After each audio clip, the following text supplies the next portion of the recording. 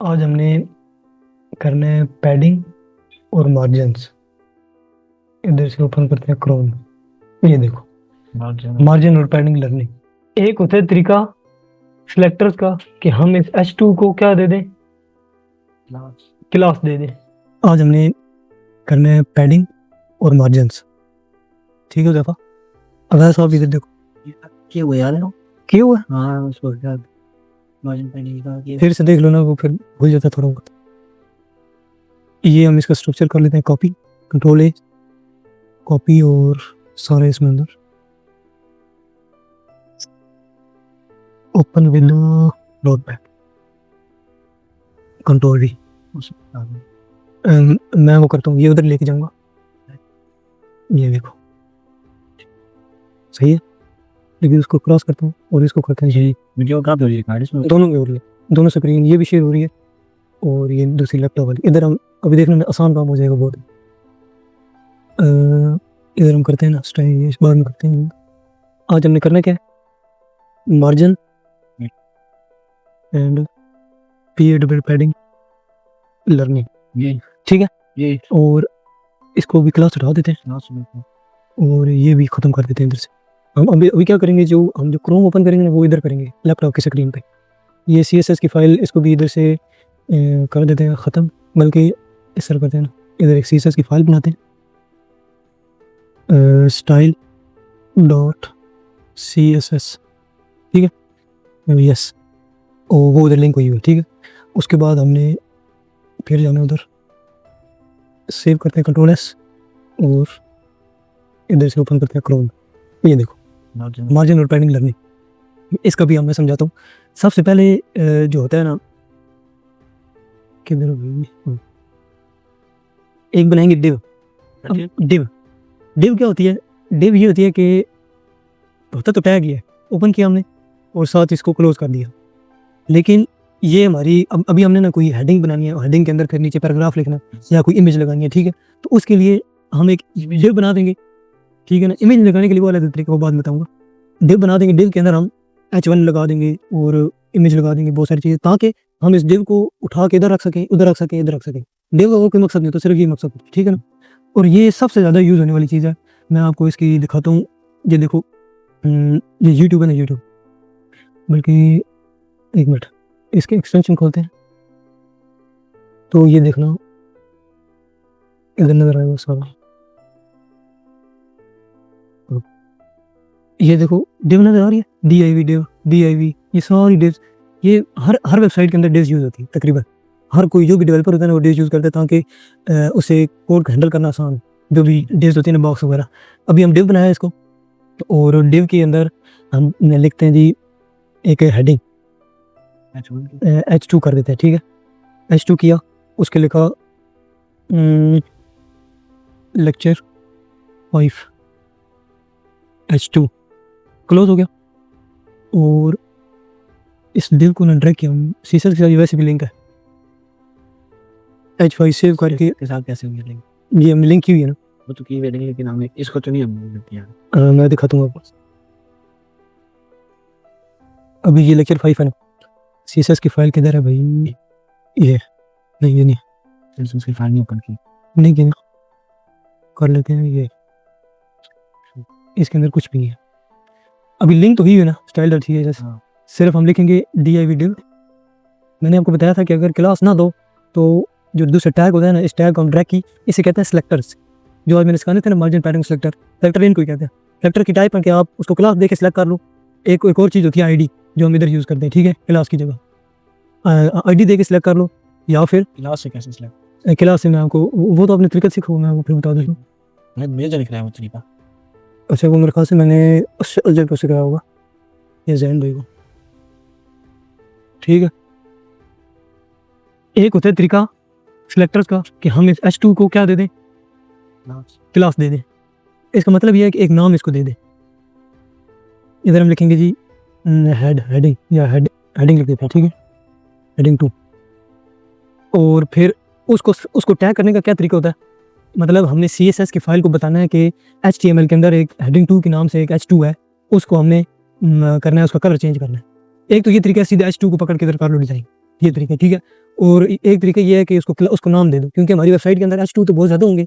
अगर हमने H2 को पकड़ लिया तो वो फिर सारे H2 का उनका कलर चेंज हो जाएगा, इसलिए स्पेसिफिक नाम देना ज़रूरी होता है। H2, हाँ, क्लास ने नाम देने का तरीका क्या है, H2 के अंदर ही देंगे क्लास H2 के अंदर ही देंगे। और एक और भी तरीका ये है कि हम क्लास की जगह ID लिख दें, ठीक है। उससे भी उसका भी उसका तरीका और है, उसका अभी क्लास को हम पकड़ना है ना, HEAD हेडिंग 2 के लिए वो भी आएगा। डॉट आएगा, ये बात बहुत ज़रूरी है। अगर हमने सीधा H2 को पकड़ा ना, H2 के एलिमेंट को, तो वो सीधा हम नीचे से लिखेंगे H2, हाँ, करली ब्रैकेट ओपन होंगी और क्लोज होंगी, इसके अंदर डिजाइन करेंगे, ठीक है। लेकिन जब हम क्लास देंगे तो फिर वो हमने साथ डॉट लिखना क्या है, ज़रूरी है, नहीं लिखेंगे तो वो वर्क नहीं करेगा। अभी हम इसका कलर चेंज करते हैं, कलर कर देते हैं जी रेड, सही है। अभी हमने इधर ओपन हो रहा था, ये देखो कलर रेड हो गया। अभी समझिए, अभी ID देने का क्या तरीका है, ID हमने अगर इधर दी ना, अभी इसको मिसाल के तौर पे कॉपी करते हैं सारे को, H2, अभी देखो H2 ये भी है, हम इधर दे देंगे हेडिंग 2 और ID दे देते हैं इसको, लेकिन नाम चेंज रखेंगे। चलो हेडिंग 1 कर देते हैं, लेकिन ID को पकड़ने का तरीका क्या है, ये लगाएंगे हैश लगाएंगे, हाँ, HADING हेडिंग 1। अगर 2 भी रखते तो कोई इशू ना होता, ये यार खुद ब खुद ही ओपन हो जाता है सारा कुछ। अच्छा जी, समझ आ रही है। अगर ID दी है तो फिर हमने हैश लगाना होगा, और अगर क्लास दी है तो हमने डॉट लगाना है। अभी हम इसको करते हैं COL और कलर हम कर देते हैं जी येलो, ठीक हो गया, सेव। ये देखो नीचे येलो आ गया, नजर आ रहा ना। अगर हमने ये पूछा पीछे का वाइट है बैकग्राउंड, इसको चेक करना होगा तो हम बॉडी में जाके चेक इसको अगर चेंज करना है तो वो मैं बताता हूँ। हमने पता क्या करना है, कोशिश का था, मैं बताता इसके अंदर भी दिया। हूँ। हम चाह रहे हैं ना कि यार ये जो पूरी बॉडी है, ये वाली, ये पूरी बॉडी इधर से लेके और नीचे तक ये सारी वाइट है, इसका कलर हमने रखना है यार कोई ब्लैक हो, बड़ा अच्छा लगे जो। तो फिर उसके लिए हम सीधा बॉडी के टैग को पकड़ेंगे, ये सारा पकड़ते हैं ना, बॉडी को पकड़ा और इधर लिखेंगे जी BACKGROUND, बैक पता है ना, बैकग्राउंड COL और कलर BLACK ब्लैक। सेव किया, इधर आए तो ये देखो ब्लैक हो गया। वो टेक्स्ट क्यों हटा, क्योंकि वो सुबह से मैं करता, मुझे यार मैं इसको बैकग्राउंड का अलग से बना के बॉडी के अंदर ही मैंने डाल के चेक किया, वो नहीं चल रहा, बॉडी के बाल भी डाले, बस सही है। चलो वो प्रैक्टिस बंदा करता रहता है, बहुत अच्छी बात है यार। प्रैक्टिस आसान नहीं करोगे तो फिर आएगा नहीं। ये अभी आपने किया तब भी आप मुझे पूछ रहे हो बॉडी को बैकग्राउंड किस तरह करूँ, जो प्रैक्टिस नहीं करते उनका नुकसान होता है बहुत। अच्छा, तो हमने अभी समझ आई है सिलेक्टर की 3 किस्म के सिलेक्टर्स हैं। कि एक ये है कि सीधा हम टैग को पकड़ लें, टैग के एलिमेंट को, ये टैग होता है ना H2, और इसको एलिमेंट को पकड़ के हमने सीधा कर दिया इधर, वो ड्रैग कर, जिस तरह बॉडी को हमने पकड़ा है, ये एलिमेंट है ना, ये हमने ड्रैग कर दिया। और उसके बाद क्या जी, क्लास दे उस किसी भी H2, क्योंकि हमारी वेबसाइट के अंदर 2 H2 हैं, हमने इसको और कलर देना है, इसको और कलर देना है, तो फिर हमने जारी बात है क्लास देनी पड़ेगी, और उनका नाम अलग अलग होना चाहिए। हमने पहले वाले को क्लास के जरिए दिया तो H2 का नाम अलग अलग होना चाहिए, अगर क्लास आईडी का नाम, हाँ ये भी चेक कर लेते हैं सेम से मैं, तो फिर भी ये भी चेक करनी चाहिए मेरे ख्याल से, ये फिर वर्क करेगा सही, क्योंकि ये आईडी और क्लास में फर्क है। ये देखो वर्क कर रहा है। अगर नाम सेम है ना, लेकिन आपका तरीकाकार और है, तो फिर मेथड और है, ठीक है, इसको मेथड कह सकते हैं। क्लास मेथड है एक और ID मेथड है, ID अलग है, नाम बेशक सेम हो। तो फिर ID को इधर करने के लिए क्या तरीका है, आईडी को करने के लिए हैश है, और क्लास को डॉट आएगा, हाँ डॉट आएगा। ये चीज़ समझ आ गई, बहुत आसान हो गया। अच्छा, अभी हमने सिलेक्टर सीख लिया, इधर हेडिंग देते हैं H1 की, LEC selectors complete, PLE complete, ठीक है। सिलेक्टर्स कंप्लीट हो गए हमारे। इसको कलर फिर देना पड़ेगा यार, क्लास ही दे देते हैं इसको, इस तरह करते हैं, क्लास हेडिंग 2 दे देते हैं।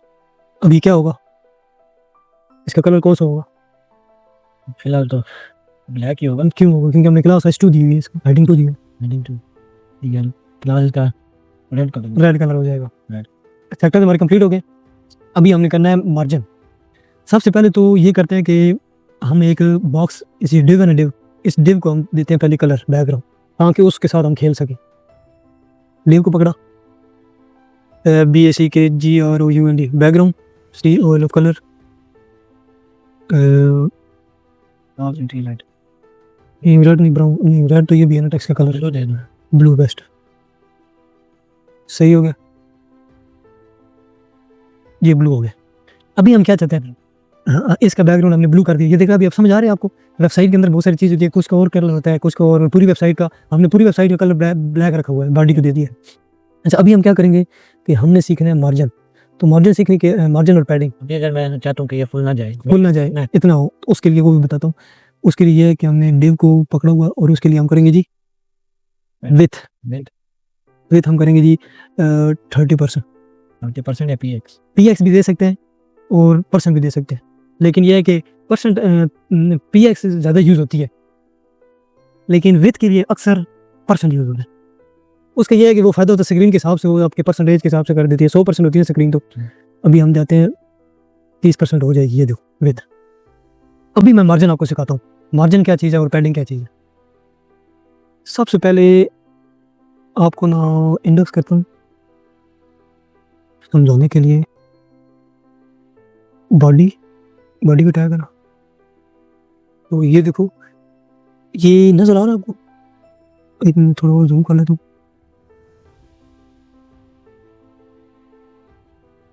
हाँ, ये देखो मार्जिन लिखा हुआ है, मार्जिन। ये बाय डिफ़ॉल्ट जब आप कोई भी वेबसाइट बनाते हो ना, तो उसकी मार्जिन कुछ ना कुछ होती है। तो ये देखो मार्जिन इसकी 8 है, इसी वजह से इधर से हमारी ब्लैक स्क्रीन नज़र आ रही है। जल्द ही इस सीरीज़ का अगला हिस्सा भी अपलोड कर दिया जाएगा। अगर आपको ये वीडियो पसंद आई है तो इसे लाइक करें, सब्सक्राइब करें और बाकी दोस्तों के साथ शेयर करना मत भूलिएगा।